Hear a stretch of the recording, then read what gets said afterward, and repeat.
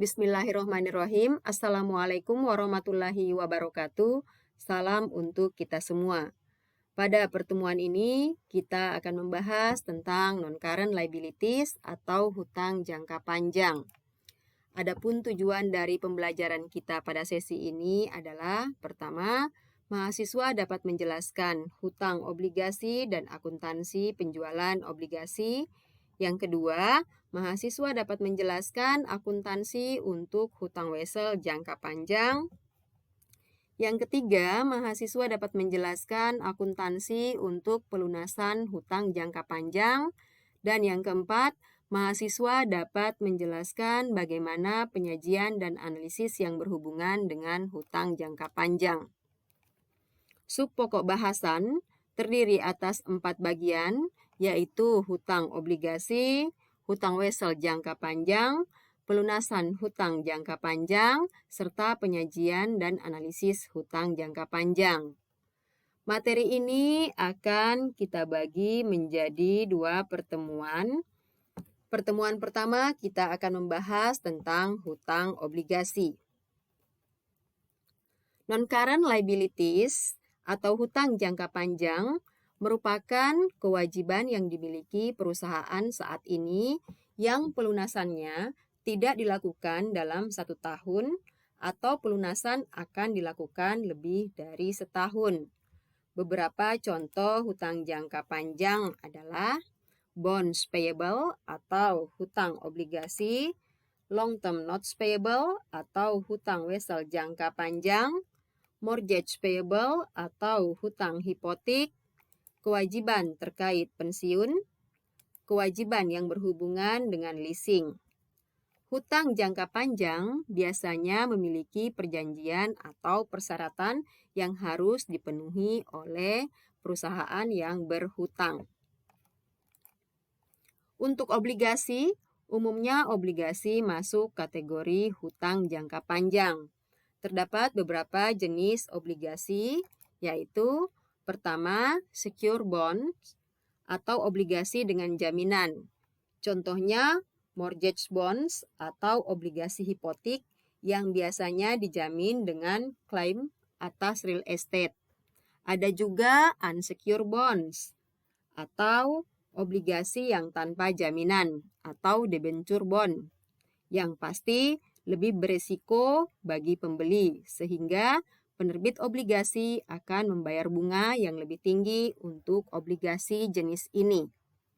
Kedua, dari sisi jatuh temponya, ada term bonds, yaitu obligasi yang semuanya jatuh tempo pada tanggal yang sama. Kemudian serial bonds, yaitu obligasi yang jatuh temponya terdiri atas beberapa tanggal yang berbeda. Dan ada callable bonds, yaitu obligasi yang dapat dilunasi kapan saja sesuai keinginan perusahaan penerbit walaupun belum jatuh tempo. Ketiga adalah obligasi convertible atau convertible bonds, yaitu obligasi yang dapat dikonversi atau ditukar dengan saham. Kemudian ada commodity backed bonds, yaitu obligasi yang dilunasi dengan menggunakan ukuran komoditas. Misal obligasi yang pelunasannya menggunakan berapa gram emas atau berapa barrel minyak. Ada juga obligasi deep discount bonds, yaitu obligasi yang dijual dengan harga yang jauh lebih rendah dari nilai jatuh temponya, sehingga memberikan pendapatan bunga yang lebih tinggi bagi pembeli obligasi. Keempat, register bonds, yaitu obligasi yang pemiliknya tercatat dalam sertifikat, sehingga jika obligasi tersebut berpindah tangan atau dijual lagi ke pihak lain, maka diperlukan penerbitan sertifikat baru agar nama pemilik baru tercatat dalam sertifikat tersebut. Kemudian bearer coupon bonds, yaitu obligasi yang tidak memerlukan pencantuman nama pemilik dalam sertifikat, sehingga obligasi jenis ini lebih mudah dijual atau dipindah tangankan. Kelima adalah income bonds, yaitu obligasi yang baru membayar bunga apabila perusahaan memperoleh profit. Ada juga revenue bonds, yaitu obligasi yang bunganya dibayar menggunakan sumber revenue tertentu dari perusahaan penerbit. Misal obligasi yang diterbitkan oleh pemerintah atau perusahaan pengelola bandara. Kontrak obligasi disebut bond indenture yang berisi janji untuk membayar sejumlah uang pada tanggal jatuh tempo yang telah ditentukan, ditambah bunga periodik dengan menggunakan tarif atau rate tertentu yang dikalikan dengan nilai nominal atau nilai jatuh tempo. Obligasi di luar negeri nilai nominalnya biasanya 1.000 euro. Sementara di Indonesia obligasi konvensional nilai nominalnya sekitar 1 miliar per lot. Satu lot terdiri atas 100 lembar. Sedangkan obligasi retail nilai nominalnya sekitar 1 juta. Bunga biasanya dibayar semi-annually atau per 6 bulan sekali atau setahun 2 kali. Tapi ada juga yang dibayar per 3 bulan, seperti obligasi yang diterbitkan oleh PT Barito Pacific Tbk. Obligasi biasanya diterbitkan jika perusahaan membutuhkan dana yang cukup besar, sehingga tidak mungkin disuplai oleh satu pemberi pinjaman. Yang menerbitkan obligasi adalah perusahaan yang berhutang atau perusahaan yang membutuhkan dana. Kupon adalah tingkat suku bunga atau state rate yang akan dibayarkan kepada pemegang obligasi. Maturity adalah tanggal jatuh tempo hutang obligasi. Price adalah harga jual obligasi yang dinyatakan dalam persen. Contoh, jika harga jualnya tertulis 106,66, itu artinya harga jual obligasi tersebut adalah 106,66% dikali dengan nilai nominalnya. Yield adalah suku bunga berdasarkan harga obligasi atau besarnya interest revenue yang sebenarnya diperoleh pemegang obligasi. Kemudian rating adalah penilaian atas kemampuan perusahaan penerbit obligasi dalam membayar hutang-hutangnya. Paling tinggi adalah AAA.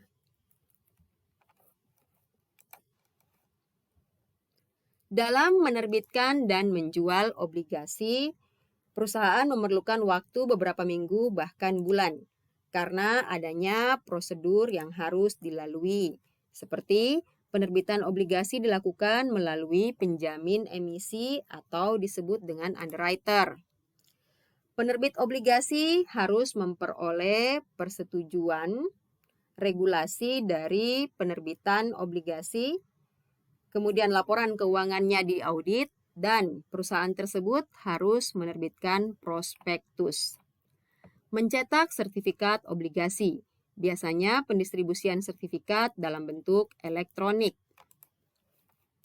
Untuk penilaian dan akuntansi obligasi, perlu kita perhatikan harga jual obligasi yang biasanya ditentukan oleh penawaran dari penjual dan permintaan oleh pembeli.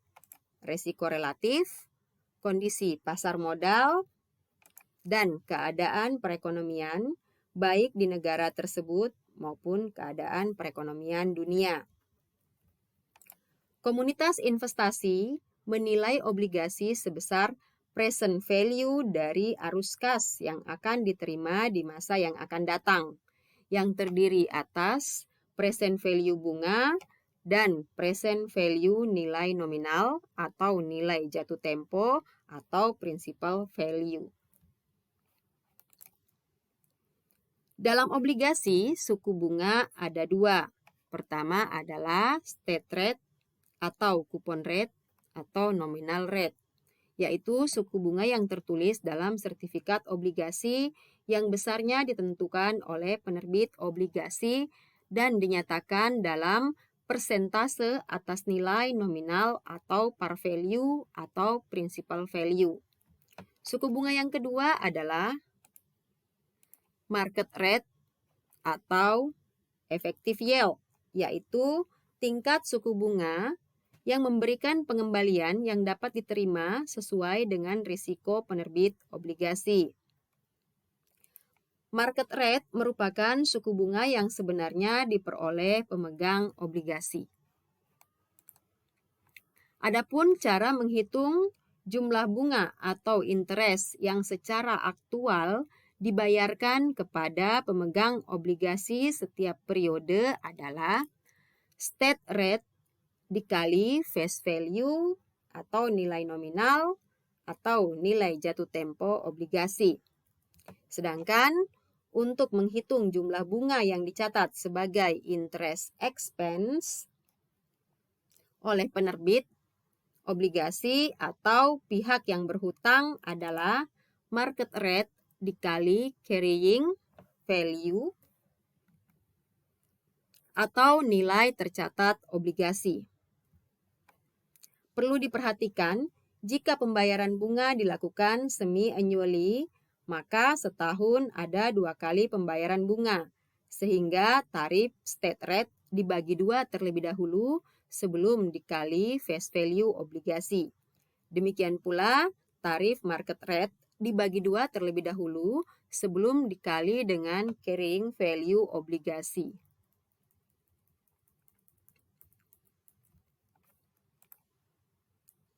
Untuk harga jual obligasi, jika market rate lebih kecil daripada state rate, maka obligasi tersebut akan terjual dengan harga yang lebih tinggi dari nilai nominal, atau istilahnya terjual dengan harga premium. Karena pembeli obligasi akan menerima bunga lebih besar dari bunga yang berlaku di pasar untuk investasi surat berharga dengan risiko yang sama dengan obligasi tersebut. Jika market rate sama dengan state rate, maka obligasi tersebut akan terjual sebesar nilai nominal atau par value atau nilai jatuh tempo. Sedangkan apabila market rate lebih tinggi dari state rate, maka obligasi itu akan terjual dengan harga yang lebih rendah dari nilai nominal, atau kita sebut dengan istilah diskon. Contoh, Santos menerbitkan obligasi senilai $100.000 tertanggal 1 Januari 2019 yang akan jatuh tempo dalam 5 tahun. Bunga 9% dibayarkan setiap setahun sekali pada tanggal 1 Januari. Pada saat penerbitan obligasi, suku bunga pasar atau market rate untuk obligasi sejenis adalah 9%.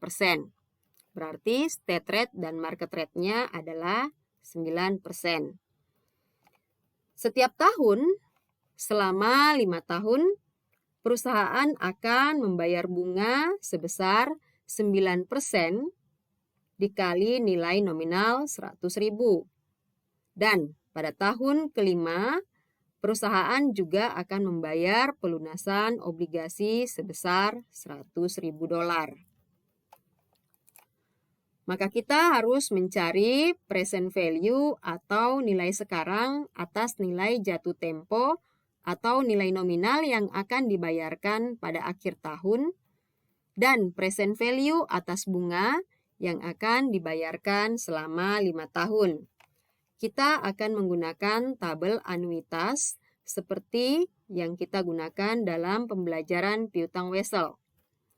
Dari soal ini, ada beberapa informasi yang kita peroleh, yaitu principal value atau nilai nominal adalah 100.000, market rate atau I adalah 9%, state rate juga 9%, dan kita kalikan dengan nilai nominal 100.000 sama dengan 9.000. Jangka waktu adalah jumlah tahun dikali periode pembayaran bunga dalam setahun yang kita sebut dengan N. N-nya diperoleh dengan cara 5 tahun dikali 1, sama dengan 5 periode, maka N sama dengan 5. Kenapa 1? Karena pembayaran bunga dalam soal ini tertulis annually atau setahun sekali. Maka 5 kita kalikan dengan 1. Pertama, kita cari present value dari principal value 100.000 yang akan dibayarkan 5 tahun yang akan datang. Caranya, kita buka tabel anuitas present value of 1 di tabel 62. Lihat N5 dan I 9%, maka akan kita peroleh nilai faktor 0,64993. Kalikan principal value atau nilai nominal sebesar 100.000 dengan nilai faktor 0,64993, maka akan kita peroleh present value principal value sebesar 64.993. Selanjutnya adalah menghitung present value atas bunga yang akan dibayarkan selama 5 periode sebesar 9.000 per pembayaran bunga. Caranya, lihat tabel anuitas, tabel present value of an ordinary annuity of 1 di tabel 64. Lihat N5 dan I 9%, maka akan diperoleh nilai faktor sebesar 3,88965. Kalikan state rate sebesar 9% dengan nilai faktor 3,88965, maka akan kita peroleh present value dari bunga sebesar $35.007. Jumlahkan present value principal dan present value interest, maka akan diperoleh angka 100.000 yang merupakan present value dari Wesel.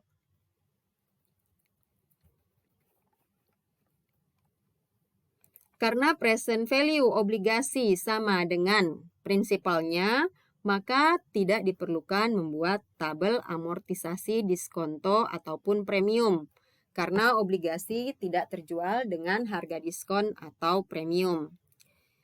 Jurnal pada saat penerbitan atau penjualan obligasi pada tanggal 1 Januari 2019 adalah cash di debit dan bonds payable di kredit masing-masing sebesar 100.000 atau sebesar present value.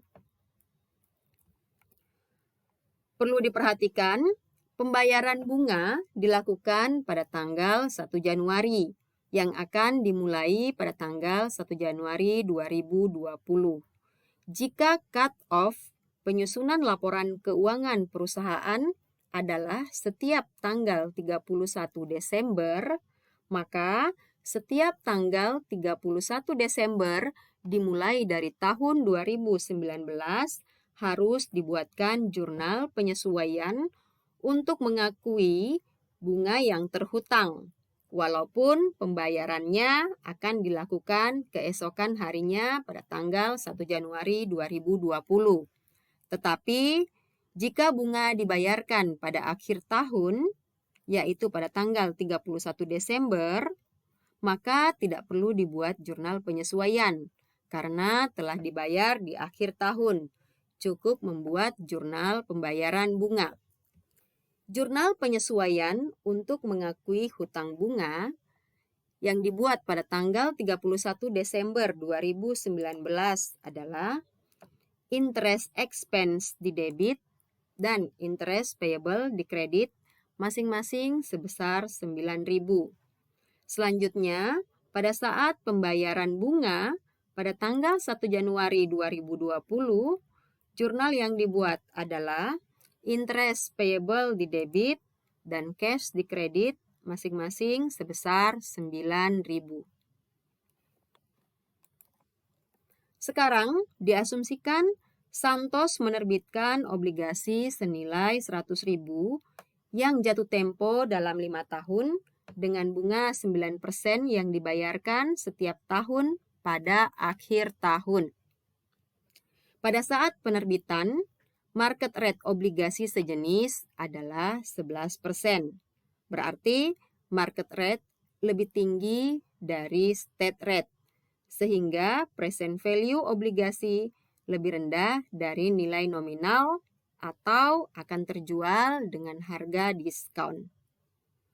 Dari soal ini, kita peroleh informasi bahwa prinsipal atau nilai nominal adalah sebesar 100.000.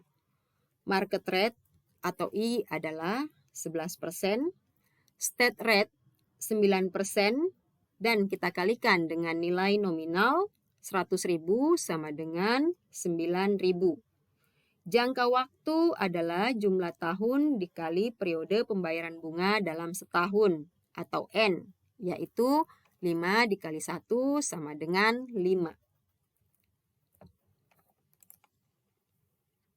Sama seperti sebelumnya, kita harus menghitung present value dari principal dan present value dari interest yang akan dibayarkan nantinya. Present value principal sebesar 100.000 dikali nilai faktor dari I 11% dan N5, yaitu 0,59345 sama dengan 59.345.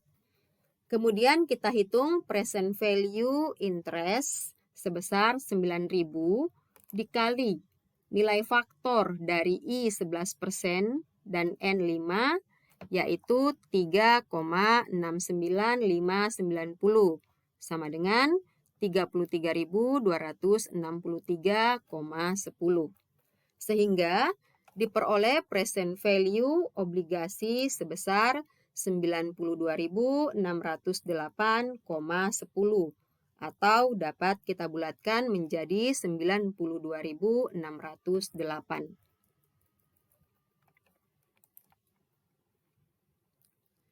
Kita lihat bahwa prinsipal sebesar 100.000, sedangkan present value sebesar 92.608,10. Berarti obligasi terjual dengan harga diskon. Maka untuk memudahkan penjurnalan, kita buat skedul amortisasi diskonto obligasi yang akan dijelaskan di slide berikutnya. Jurnal yang akan dibuat pada saat penerbitan atau penjualan obligasi pada tanggal 1 Januari 2019 adalah cash di debit dan bonds payable di kredit masing-masing sebesar 92.608. Kita juga harus membuat jurnal di akhir tahun untuk mengakui hutang bunga dengan jurnal interest expense di debit sebesar market rate 11% dikali carrying amount 92.608 sama dengan 10.187. Kemudian cash di kredit sebesar 9.000 dan bonds payable di kredit sebesar 1.187. Angka-angka ini lebih mudah diperoleh apabila kita sudah membuat skedul amortisasi diskonto seperti yang pernah kita buat pada saat pembelajaran piutang wesel.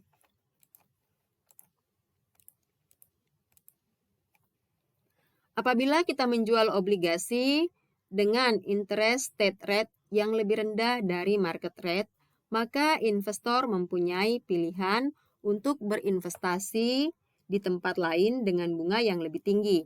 Sehingga investor yang akan membeli obligasi akan menolak membayar obligasi sebesar nilai nominal. Mereka akan membayar dengan harga yang lebih rendah dari nilai nominal, agar selain memperoleh bunga sesuai state rate, mereka juga memperoleh pendapatan dari selisih antara nilai yang mereka bayarkan untuk obligasi tersebut dengan nilai nominal yang akan mereka terima nantinya pada saat pelunasan.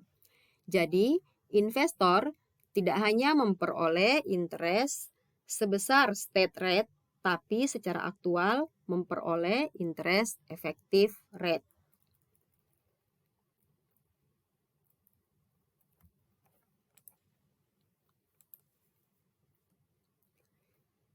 Jika obligasi terjual dengan harga diskon, berarti Jumlah yang diterima perusahaan penerbit lebih kecil dari jumlah yang harus dibayarkan pada saat obligasi jatuh tempo.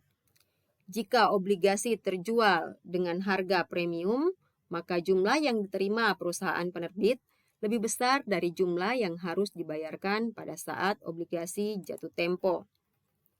Selisih antara jumlah yang diterima dengan jumlah yang akan dibayarkan pada saat jatuh tempo merupakan kos bagi perusahaan yang harus dibuatkan penyesuaian dengan cara dijurnal sebagai bonds interest expense selama umur obligasi. Proses ini disebut amortisasi.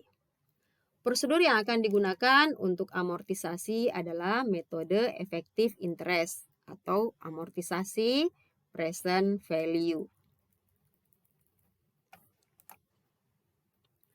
Metode bunga efektif menghasilkan interest expense periodik yang sama dengan persentase konstan dari nilai tercatat atau carrying value obligasi.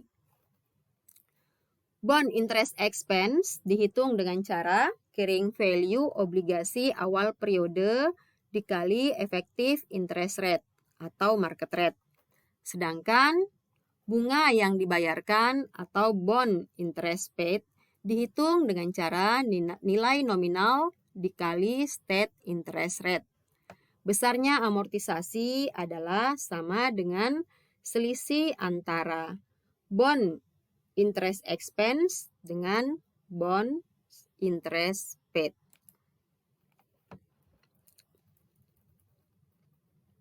Contoh, Evermaster menerbitkan obligasi berjangka dengan nilai nominal 100.000, state rate 8% pada tanggal 1 Januari 2019. Jatuh tempo pada tanggal 1 Januari 2024. Bunga dibayar setiap 1 Juli dan 1 Januari atau semi-annually.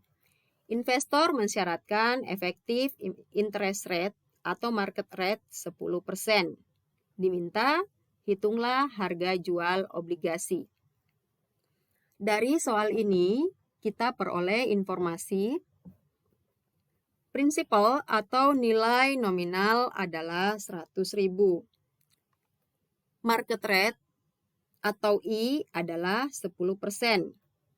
Tetapi karena 1 tahun 2 kali pembayaran bunga, maka market rate dibagi 2. Sehingga I sama dengan 5%. State rate untuk 1 tahun adalah 8%. Karena bunga dibayar 2 kali dalam setahun, maka state rate juga dibagi menjadi 4%. Dan kalikan dengan nilai nominal 100.000 sama dengan 4.000. Jangka waktu adalah jumlah tahun dikali periode pembayaran bunga dalam setahun. Dari soal ini, kita peroleh informasi obligasi tertanggal 1 Januari 2019 dan jatuh tempo 1 Januari 2024. Berarti 5 tahun, N sama dengan 5 dikali 2. Jadi N-nya adalah 10.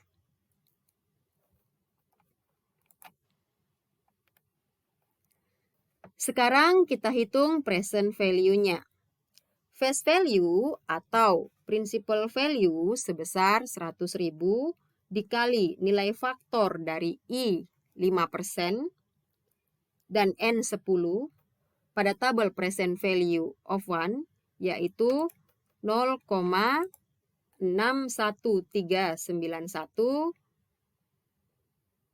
maka akan kita peroleh hasil present value dari prinsipal adalah 61.391.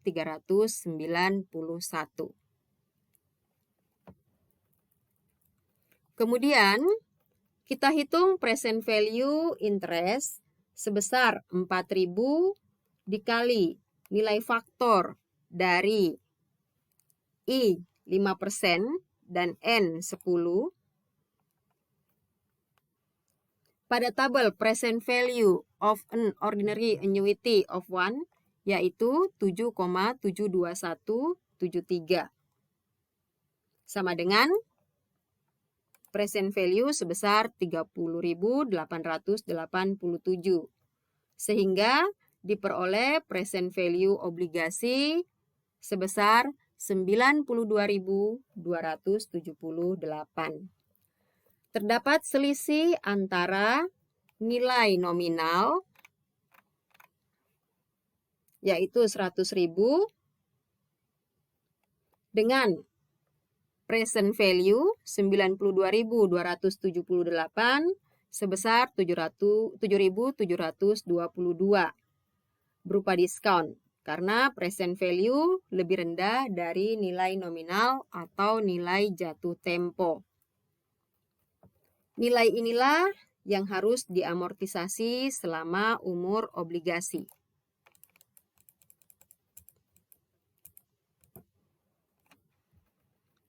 Ini adalah skedul amortisasi diskonto obligasi dari soal tadi. Format kolomnya terdiri atas tanggal yang berisi tanggal isut obligasi yaitu tanggal 1 Januari 2019, tanggal pembayaran bunga yaitu 1 Januari dan 1 Juli, sampai tanggal jatuh tempo obligasi sekaligus pembayaran bunga terakhir yaitu 1 Januari 2024. Selanjutnya adalah kolom cash paid. Biasanya untuk pembayaran bunga. Cara menghitungnya adalah state rate dikali nilai nominal. Jika pembayaran bunga 1 kali 1 tahun, maka state rate-nya langsung dikali dengan nilai nominal dan letakkan pada kolom ini. Tetapi jika pembayaran bunga semi-annually atau 2 kali setahun, maka state rate dibagi 2, kemudian baru dikali dengan nilai nominal obligasi. Dalam contoh ini adalah 8% dibagi 2 sama dengan 4%, kemudian dikalikan dengan nilai nominal sebesar 100.000 sehingga diperoleh state rate yang akan dibayarkan sebesar 4.000. Selanjutnya adalah kolom interest expense yang dihitung dengan cara market rate dikali nilai terakhir carrying amount obligasi. Jika pembayaran bunga 1 kali 1 tahun, maka market rate langsung dikali dengan nilai carrying amount.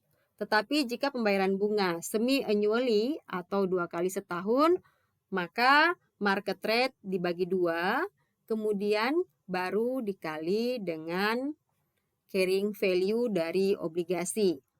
Dalam contoh ini, market rate obligasi tersebut adalah 10% dibagi 2 menjadi 5%. Kemudian 5% itu dikalikan dengan 92.278 diperoleh angka 4.614.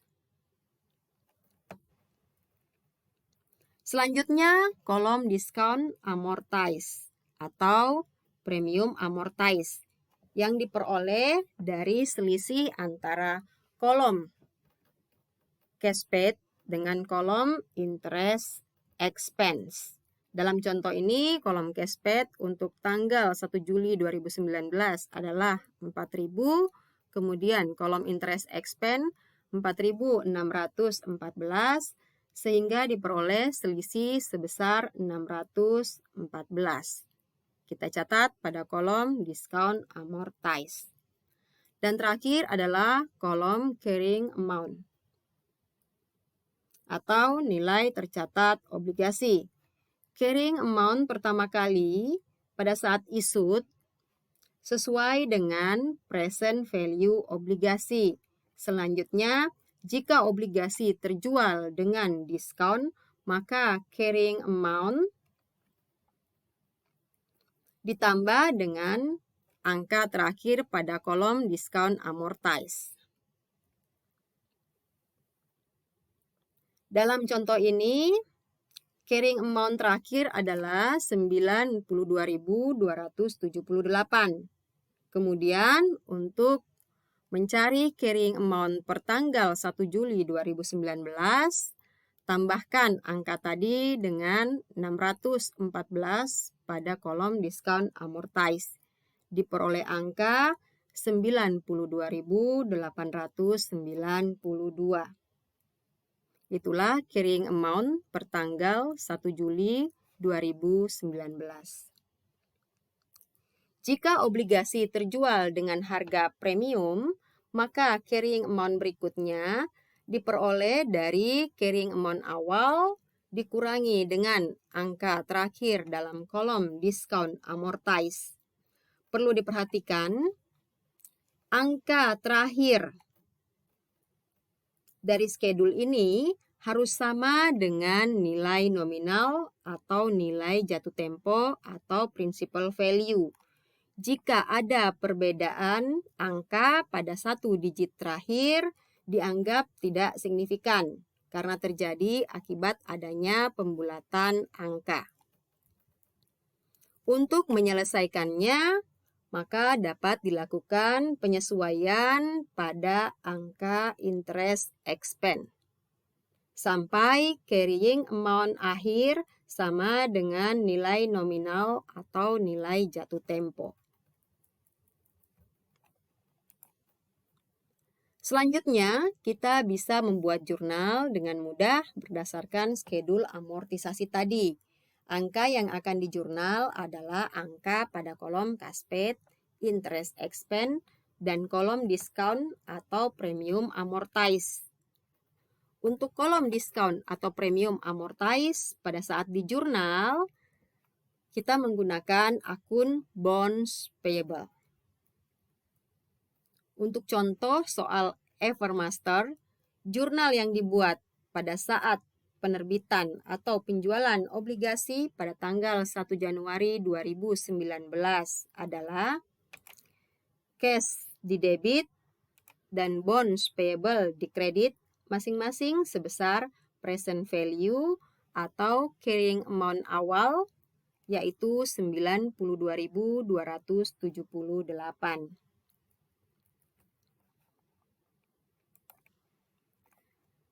Jurnal selanjutnya adalah mencatat pembayaran bunga dan amortisasi diskonto untuk utang obligasi pertama kali, yaitu pada tanggal 1 Juli 2019. Dengan jurnal interest expense di debit sebesar 4.614,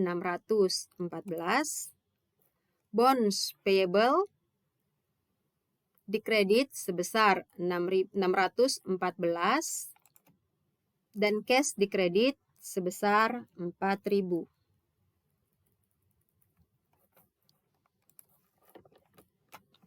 Jurnal selanjutnya adalah membuat jurnal penyesuaian di akhir tahun pada tanggal 31 Desember 2019.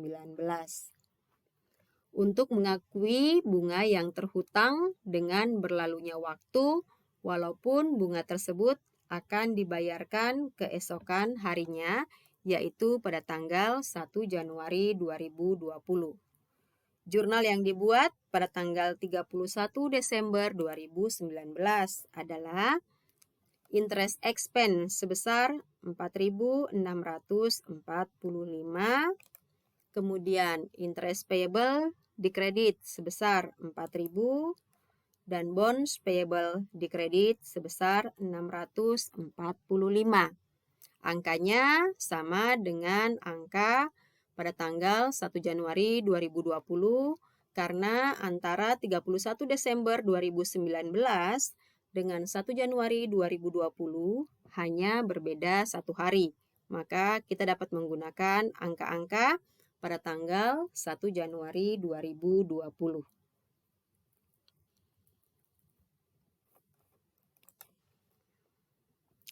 Berikut ini adalah contoh obligasi yang terjual dengan harga premium atau lebih tinggi dari nilai nominal.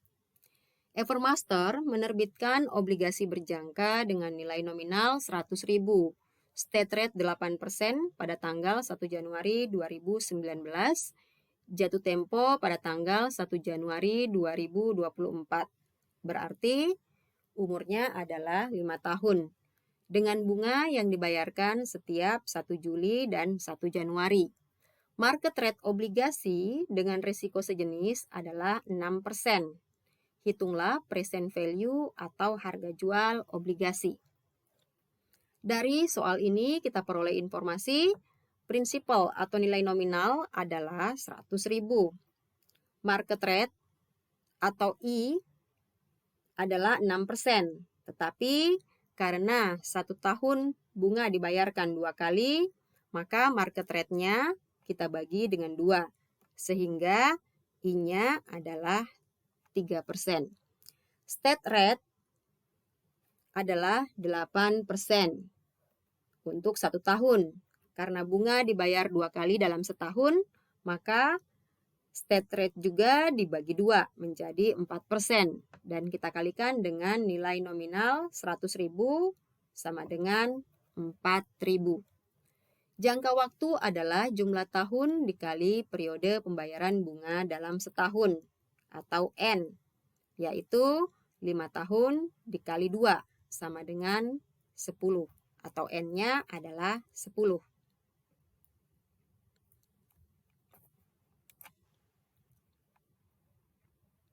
Sekarang kita hitung present value-nya. Present value principal dihitung dengan cara face value atau principal value sebesar 100.000 kita kalikan dengan nilai faktor dari I 3% dan N 10 pada tabel present value of 1, yaitu 0,74409. Maka kita peroleh present value principal sebesar 74.409.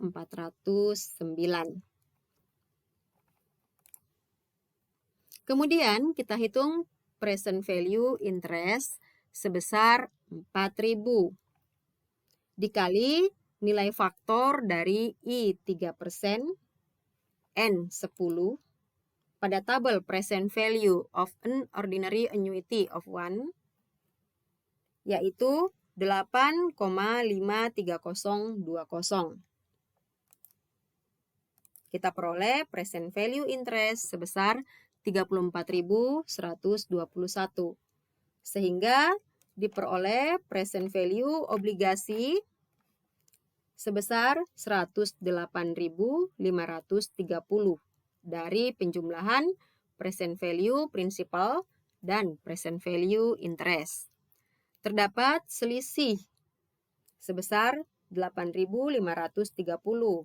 Ini terjadi karena penjualan obligasi dilakukan secara premium lebih tinggi dari nilai nominal.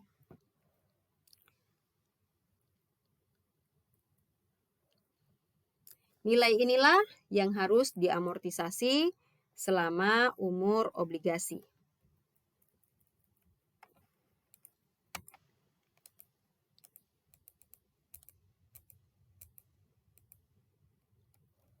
Ini adalah skedul amortisasi premium dari soal tadi.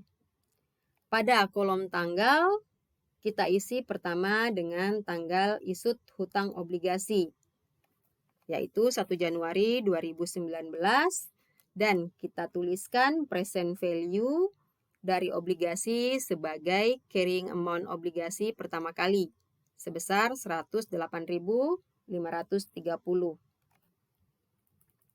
Selanjutnya, tanggal pembayaran bunga pertama yaitu 1 Juli 2019. Kolom cash paid diisi sebesar bunga yang dibayarkan, yaitu state rate 4% dikali nilai nominal 100.000 sama dengan 4.000. Kolom interest expense diisi dengan market rate 3% dikali carrying value 108.530 sama dengan 3.256. Kolom premium amortize diisi dengan selisih antara kolom cash paid dengan kolom interest expense, yaitu 4.000 dikurangi 3.256 sama dengan 744. Selanjutnya, kolom carrying amount diisi dengan carrying amount 1 Januari 2019, yaitu 108.530 dikurangi dengan premium amortize 1 Juli 2019 sebesar 744 diperoleh angka 107.786. Selanjutnya adalah tanggal 1 Januari 2020. Kolom Casped diisi dengan bunga yang dibayarkan, yaitu state rate dikali nilai nominal sama dengan 4.000. Kolom interest expense diisi dengan market rate 3% dikali carrying amount terakhir, yaitu 107.786 sama dengan 3.234. Kolom premium amortize diisi selisih antara kolom Casped 4.000 dengan kolom interest expense 3.234 diperoleh angka 766. Kolom carrying amount diisi carrying amount terakhir 107.786 dikurangi 766 sama dengan 107.020. Demikian seterusnya sampai dengan jatuh tempo. Pada saat jatuh tempo yaitu 1 Januari 2024, carrying amount obligasi akan bersaldo sama dengan nilai nominal atau nilai jatuh tempo yaitu 100.000. Jurnal transaksi yang harus dibuat adalah pertama, jurnal pada saat obligasi diisut pada tanggal 1 Januari 2019, yaitu cash di debit dan bonds payable di kredit masing-masing sebesar 108.530. Selanjutnya, jurnal pembayaran bunga pertama kali, yaitu pada tanggal 1 Juli 2019. Interest expense di debit sebesar 3.256. Kemudian bonds payable di debit sebesar 744 dan cash di kredit sebesar 4.000.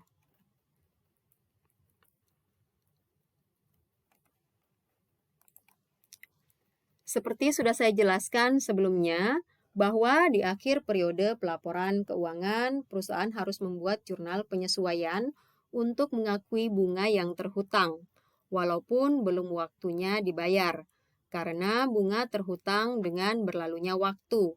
Misal, Evermaster menyusun laporan keuangan dengan cut-off akhir Februari 2019. Maka perusahaan harus membuat jurnal penyesuaian. Perhatikan bahwa jurnal terakhir yang dibuat sebelum cut-off pelaporan keuangan adalah jurnal per tanggal 1 Januari 2019. Dan jurnal selanjutnya adalah tanggal 1 Juli 2019. Berarti tanggal cut-off pelaporan keuangan berada di antara 1 Januari 2019 dan 1 Juli 2019, yaitu akhir Februari 2019. Silahkan diperhatikan deretan angka pada tanggal 1 Juli 2019. Angka-angka inilah yang akan kita gunakan untuk menghitung angka-angka yang kita perlukan dalam membuat jurnal penyesuaian.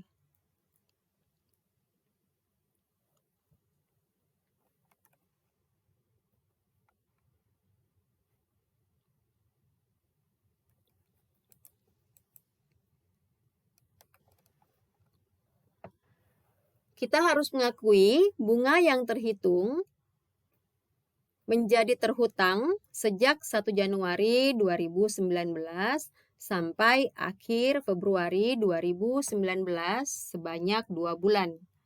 Sedangkan bunga yang akan dibayar pada tanggal 1 Juli adalah untuk 6 bulan, yaitu sebesar 4.000. Bunga 1 Januari 2019 sampai akhir Februari 2019 adalah 4.000 dibagi 6 bulan dikali 2 bulan sama dengan 1.333,33. Kenapa dibagi 6? Karena bunga sebesar 4.000 ini tadi adalah bunga yang akan dibayarkan selama 6 bulan. Dari 1 Januari ke 1 Juli. Sehingga jika ingin mengetahui berapa bunga yang terhutang sampai dengan akhir Februari 2019 dari tanggal 1 Januari 2019 atau sama dengan 2 bulan, maka angka 4.000 ini bagi dengan 6 dan kalikan dengan 2. Sama dengan 1.333,33. Kemudian perhatikan kolom interest expense. Sama seperti bunga, angka di tanggal 1 Juli 2019 sebesar 3.256 adalah interest expense untuk 6 bulan. Maka untuk membuat penyesuaian, angka ini 3.256 kita bagi dengan 6 bulan, kemudian kita kalikan 2 bulan. Sama dengan 1.085,33. Kemudian untuk kolom premium amortize, angka 744 ini juga untuk 6 bulan. Sehingga kita bagi dengan 6 bulan, kemudian kita kali 2, sama dengan 248.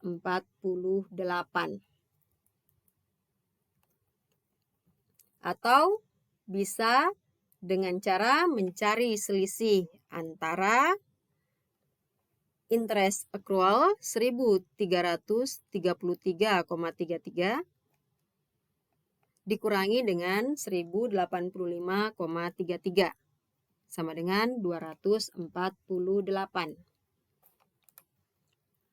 Jurnal penyesuaian yang dibuat pada akhir Februari 2019 adalah interest expense di debit sebesar 1085,33, bonds payable di debit sebesar 248, dan interest payable di kredit sebesar 1.333,33. Jika kita perhatikan, kedua contoh tadi semua obligasinya diisut 1 Januari atau sesuai dengan tanggal pembayaran bunga. Bagaimana kalau obligasi yang diisut tidak sesuai dengan tanggal bunga? Artinya tidak diisut pada tanggal 1 Januari. Maka investor yang membeli obligasi akan membayar accrued interest kepada penerbit atau penjual obligasi sejak tanggal pembayaran bunga terakhir sampai tanggal penerbitan atau penjualan obligasi. Karena penerbit obligasi nantinya pada saat tanggal pembayaran bunga akan membayar bunga secara penuh tanpa melihat kapan obligasi diisut atau terjual. Jadi, jika bunganya semi-annually atau 6 bulan sekali, maka setiap pembayaran bunga akan dibayarkan bunga untuk 6 bulan, walaupun pembeli baru membeli obligasi tersebut selama 4 bulan. Atau jika bunga dibayarkan setahun sekali, maka penerbit akan membayar bunga untuk 12 bulan tanpa melihat kapan obligasi tersebut terjual kepada investor.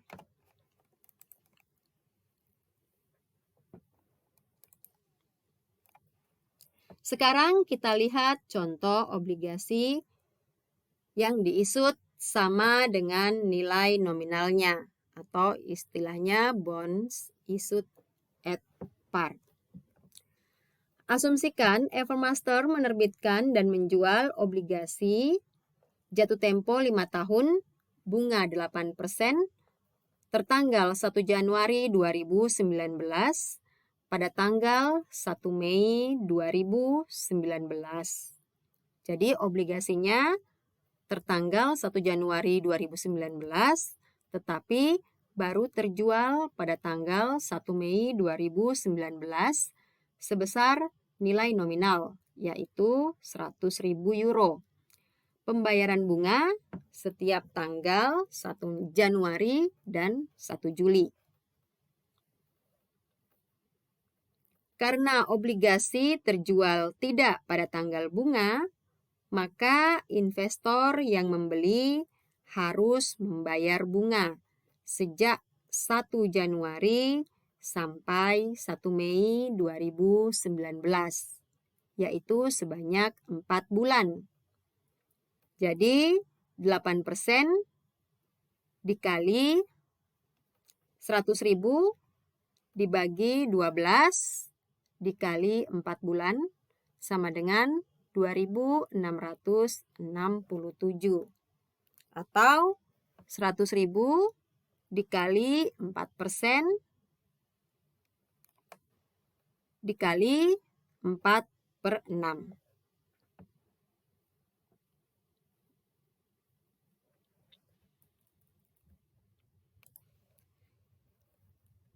Jurnal pada saat transaksi tersebut diisut adalah pada tanggal 1 Mei 2019, cash di debit dan bonds payable di kredit masing-masing sebesar 100.000. Jurnal untuk mencatat bunga yang diterima dari investor untuk 4 bulan adalah cash di debit dan interest expense di kredit masing-masing sebesar 2.667.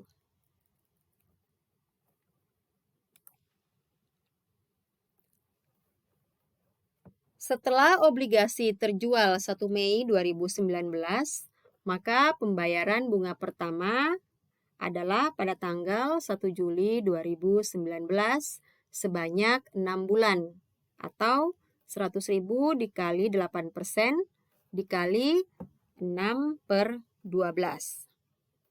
atau 100.000 dikali 4% sama dengan 4.000. Jurnalnya adalah interest expense di debit dan cash di kredit masing-masing sebesar 4.000. Jika angka interest expense kita posting ke buku besar interest expense, maka interest expense yang dibayar sebenarnya hanya sebanyak 2 bulan atau sebesar 1.333. Kenapa? Karena pada saat obligasi dijual, penjual menerima bunga dari investor yang membeli obligasi sebanyak 4 bulan atau sebesar 2.667. Dan pada saat pembayaran bunga pada tanggal 1 Juli 2019, penjual membayar bunga kepada investor sebanyak 6 bulan atau 4.000. Berarti investor sebenarnya hanya menerima bunga untuk 2 bulan atau sebesar 1.333. Contoh berikut ini masih sama dengan soal sebelumnya, tetapi harga jual obligasinya adalah premium, yaitu 108.039 euro.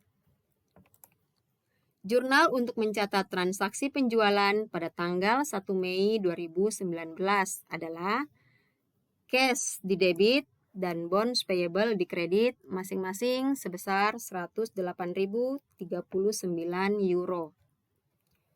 Jurnal untuk mencatat bunga yang diterima dari investor untuk 4 bulan adalah cash di debit dan interest expense di kredit masing-masing sebesar 2.667.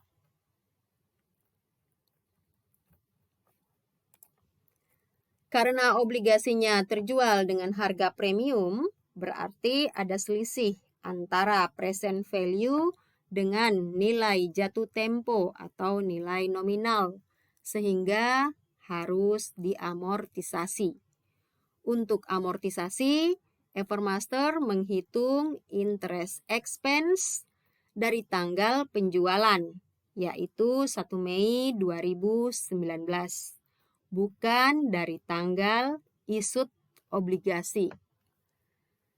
1 Mei ke 1 Juli 2019, yaitu pembayaran bunga pertama kali, ada 2 bulan. Jika interest market rate-nya adalah 6%, maka interest expense untuk 1 Juli 2019 adalah 6% dikali carrying value terakhir, yaitu 108.039 euro. Kemudian dikali dengan 2/12 sehingga diperoleh angka untuk interest expense selama 2 bulan adalah 1.080. Premium diskonto untuk tanggal 1 Juli 2019 adalah bunga bersih yang diterima investor, yaitu 4.000 dikurangi 2.667 sama dengan 1.333. Angka ini kita sebut dengan net cash paid. Sementara interest expense berdasarkan hitungan sebelumnya untuk 2 bulan dari 1 Mei sampai dengan 1 Juli 2019 adalah sebesar 1.080. Sehingga premium amortize adalah selisih antara net cash paid dan interest expense, yaitu sebesar 253. Maka jurnal yang dibuat pada saat pembayaran bunga 1 Juli 2019 adalah interest expense dan di debit dan cash di kredit masing-masing sebesar 4.000. Kemudian bonds payable di debit dan interest expense di kredit masing-masing sebesar 253. Jika jurnalnya digabung antara pembayaran bunga dan amortisasi seperti contoh obligasi yang diisut pada tanggal bunga, maka jurnalnya akan seperti ini. Interest expense di debit sebesar 3.747 yang diperoleh dari angka 4.000 dikurangi 253, kemudian bonds payable di debit sebesar 253, dan cash di kredit sebesar 4.000. Demikian materi kita pada sesi ini. Sampai berjumpa di sesi berikutnya. Wassalamualaikum warahmatullahi wabarakatuh.